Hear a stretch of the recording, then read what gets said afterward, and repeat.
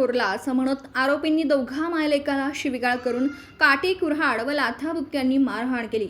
ही घटना राहुरी तालुक्यातील तमणर आखाडा येथे 6 फेब्रुवारी रोजी रात्रीच्या दरम्यान घडली। शंकर चिमाजी तमणर वय वर्ष 27 हे राहुरी तालुक्यातील तमणर आखाडा येथे राहतात।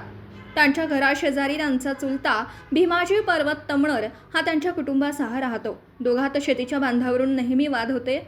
6 फेब्रुवारी रोजी रात्री 10 वाजण्याच्या सुमारास शंकर तमणर हे घरात असताना आरोपी तेथे आल्यावर म्हणाला की तू आमचा बांध का कोरला असं म्हणून आरोपींनी शंकर तमणर व त्यांच्या आईला शिवीगाळ करून काठी कुऱ्हाड व लाथाबुक्क्यांनी मारहाण केली।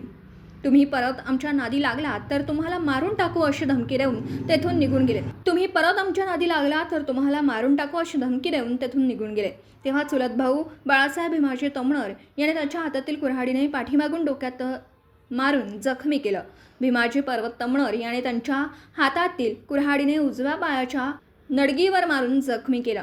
पुतण्या प्रतीक तमणर याने त्यांच्या हातातील काठीने मारहाण करत असताना माझी आई पद्माबाई तमणर ही आमचे भांडण सोडवण्यासाठी मध्ये आली। तिला अलका बाळासाहेब तमणर जिजाबाई तमणर यांनी लाथाबुक्क्यांनी मारहाण करून 7 फेब्रुवारी रोजी सकाळी 10 वाजण्याच्या सुमारास शंकर तमणर हे शेतात जात असताना आरोपी बाळासाहेब तमणर हा म्हणाला की तू पोलीस स्टेशनला केस करून दाखव, तुझ्याकडे पाहतो असं म्हणून शिवीगाळ करून लाथाबुक्क्यांनी मारहाण करून निघून गेले।